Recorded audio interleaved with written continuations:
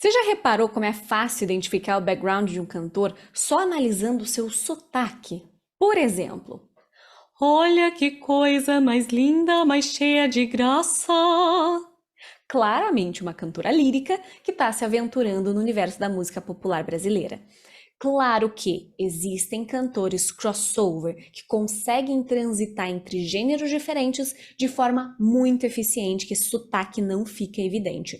Mas não é o caso de 100% dos cantores, né? E é sobre isso que a gente vai falar na aula de hoje. A gente vai falar sobre os sotaques de cada gênero. Esse é um assunto extremamente importante para a gente, prof de canto, porque isso daqui é determinante, inclusive, na escolha do exercício vocal que a gente vai usar com os nossos cantores. Eu sou Daisy Schultz, sou professora de professores de canto e nesse canal você encontra tudo sobre pedagogia e ciência vocal. Para começar esse vídeo, eu quero que você tenha em mente que no Brasil a gente tem 4 grandes grupos de gêneros musicais. A gente tem o lírico, a gente tem a CCM, que é a Contemporary Commercial Music, a música comercial contemporânea norte-americana, extremamente forte no Brasil. A gente tem a MPB e a gente tem a MPB midiática. Vamos destrinchar sobre cada uma dessas coisas. Claro que não vai dar pra gente falar de todos os gêneros existentes, porque isso seria impossível, mas a gente vai dar uma pincelada na maior parte deles. Por isso, olho na minha tela e a gente vai começar com o lírico. Lembrando que eu não sou cantora lírica, eu não sou professora de lírico, eu trabalho com belting, com música popular, mas eu trouxe aqui um geralzão, tá? Realmente, quando a gente fala de sotaque, é aquela coisa mais estereotipada mesmo, pra gente ter uma ideia de como analisar essas coisas no nosso aluno, né? Por exemplo, no lírico, é muito comum a gente ter vibratos. Eu, como uma professora que trabalha o canto popular e tenho vários alunos que vieram do lírico, digo para vocês, é muito comum o cantor ter um vibrato quase que constante, mesmo na música popular, mesmo em repertórios que não precisam de vibrato. Por quê? Porque no lírico é bem importante. Que mais? Legato. Essa sensação de que o som ele tá colado, de que tem uma fluidez muito grande. O exemplo que eu trouxe no começo. Olha que coisa mais linda, mais cheia de graça. Se eu fosse cantar mais pop isso aqui, olha que coisa mais linda, mais cheia de graça, ela menina, é diferente. Até a acentuação da frase, enfim, tem esse sotaque. O que mais? Homem e mulher. Normalmente. Isso aqui não é uma regra, mas normalmente homens e mulheres têm essa questão do registro bem definido. Dificilmente um homem vai cantar num falsete ou numa voz de cabeça, a não ser que seja, né, um homem de voz aguda, um tenor, um contratenor que tem uma voz bem aguda. Dificilmente uma mulher vai cantar numa voz de peito. Normalmente a mulher fica numa qualidade mais M2, mais voz de cabeça, né? Claro que isso aqui é a versão estereotipada das coisas, não esqueçam disso. Normalmente o modo de fonação é mais o fluido, às vezes ali um neutro quando a gente está indo para o mecanismo 1, mas normalmente o modo mais fluido. No lírico, o texto ele não é a coisa mais importante do mundo, o som, a qualidade do som é mais importante, então isso também traz um ponto para a gente observar, porque as vogais normalmente são muito parecidas, não existe uma clareza articulatória do texto, é isso que eu quero dizer. Em relação até o timbre, né? A ideia do chiaro-oscuro. Existe um equilíbrio entre o claro e o escuro da voz. Diferente do popular, que o cantor pode cantar em twang, né? Com esse som super metálico, super caricato. No lírico isso não vai acontecer. E claro, a gente tem a questão da projeção da voz, do volume da voz, que talvez seja, né, a característica mais marcante do lírico. Isso está relacionado com o formante do cantor, com as estratégias de articulação, de filtro, de trato vocal, normalmente associada aos homens, mas também com a pressão subglótica. Então é clássico, aquele cantor que chega pra gente, que é do lírico, e vai pro popular, ele tem uma pressão altíssima. E normalmente é assim, Uma voz pensar em mulher, uma voz mais passada, no modo de fonação mais fluido, com uma pressão muito grande. E aí a pessoa vai cantar e faz hand up. não tem um sotaque aqui dentro? Acho isso aqui fantástico. E por fim, tem toda aquela ideia do apoio, que tem a ver com postura, que tem a ver com várias coisas, especialmente se for da escola italiana. Pois bem, mas nem só de lírico vive o brasileiro, a gente tem também vários outros gêneros, e eu vou trazer aqui uma ideia também da CCM, da Contemporary Commercial Music. Esse é um termo cunhado pela Ginny Lovetri. A Ginny Lovetri é uma grande, assim, sumidade no assunto. É uma professora maravilhosa, dona de um método chamado Somatic Voice Work. Professores de canto conheçam, tá? Eu fiz os cursos da Lovetri e é fantástico. Pois bem, música norte-americana no Brasil é um negócio forte pra caramba. Eu trabalho, assim, com muitos cantores de gospel e todo o restante que não é gospel são cantores que cantam pop, especialmente pop rock, teatro musical, todos esses gêneros que vêm da CCM.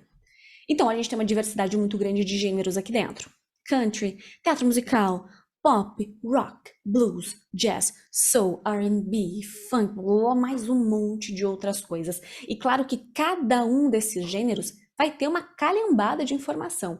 Cada um vai ter um sotaque diferente. Eu vou trazer uma pincelada, uma ideia geral disso daqui, porque é impossível, como eu disse antes, falar sobre tudo. Por exemplo, quando a gente pensa em vibrato, vibrato é algo muito marcante, por exemplo, em teatro musical. Clássico, né? Nota prolongada em belting, sabe aquele momento máximo, assim, da personagem? Uma nota super longa em belting, lá no final, um vibratão. Lindo, bem definido. Também é super comum em R&B, também é super comum em rock. Só que no rock, pelo menos me vem na cabeça, lembrando aquela coisa estereotipada, né? E lembrando também que o rock ele teria muitas variáveis. Me vem logo na cabeça. I throw myself into the sea. Bem marcadão, diferente, né, dos outros gêneros.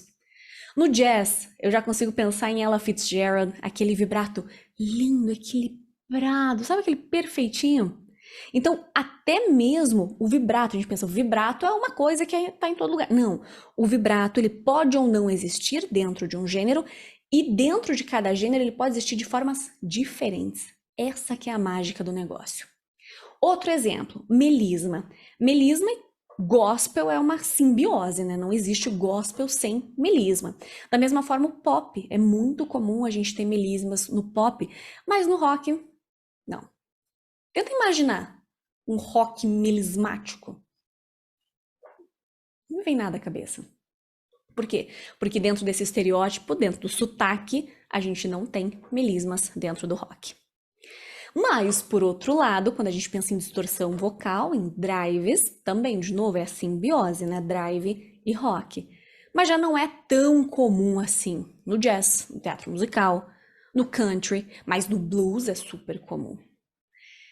Então, esses sotaques, eles são muito interessantes porque a gente começa a analisar cada um desses estilos e a gente começa a encontrar uma beleza, porque é tão fantástico, né? Quando a gente começa a entender essas minúcias dentro de cada gênero.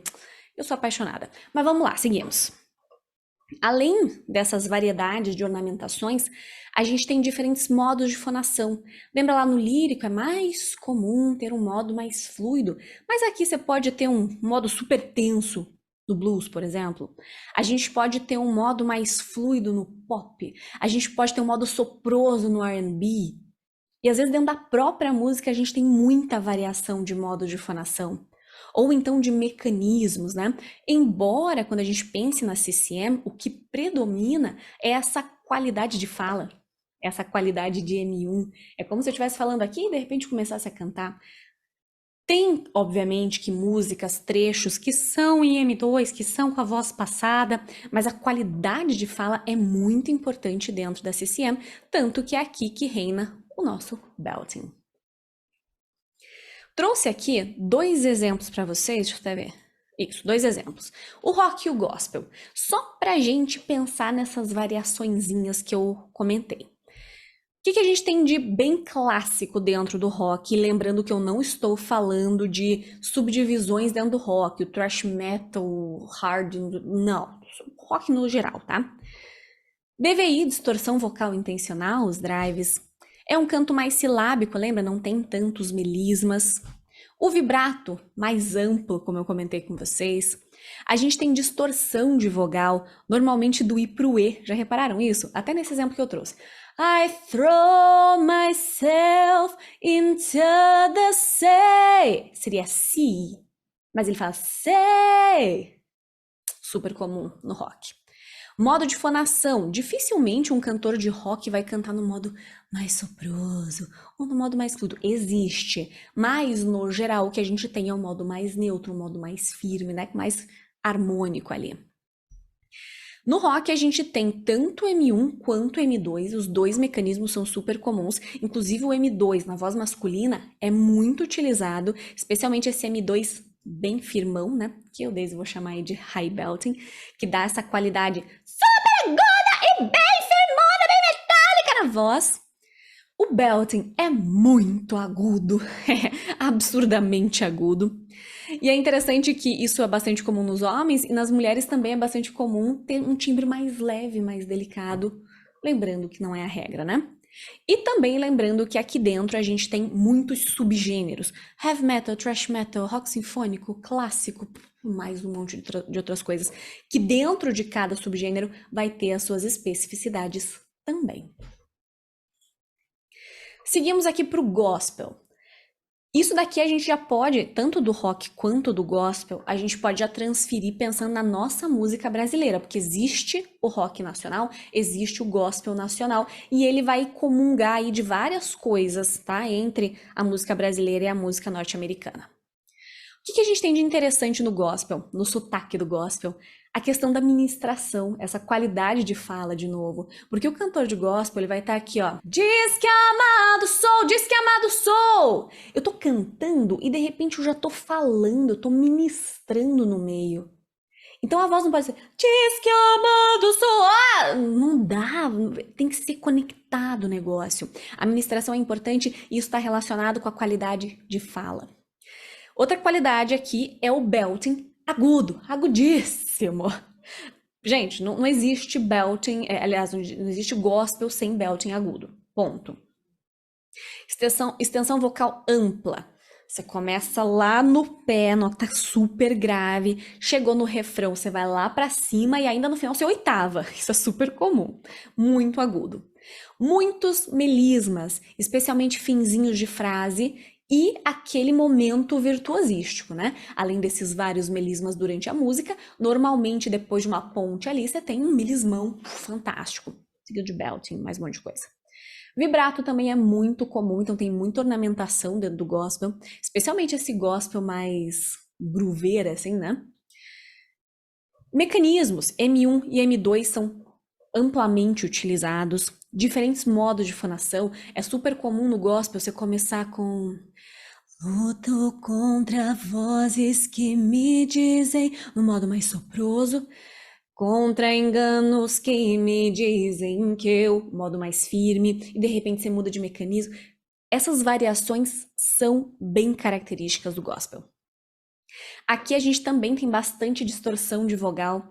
É bem comum a gente trocar uma vogal aberta por uma vogal fechada. Então você está cantando lá, por exemplo, aleluia, aleluia, virou aleluia. Extremamente comum. Distorção dos sons explosivos. É uma coisa meio americanizada, né? Ao invés de cantar, sei lá, pai, pai, você escuta um pai. É extremamente comum. Não é uma regra, mas tem vários que fazem. Variação a cada repetição são cantores que você vai cantar um trecho, você vai cantar ele de novo, é diferente, nunca é igual. Isso é super comum dentro do sotaque do gospel.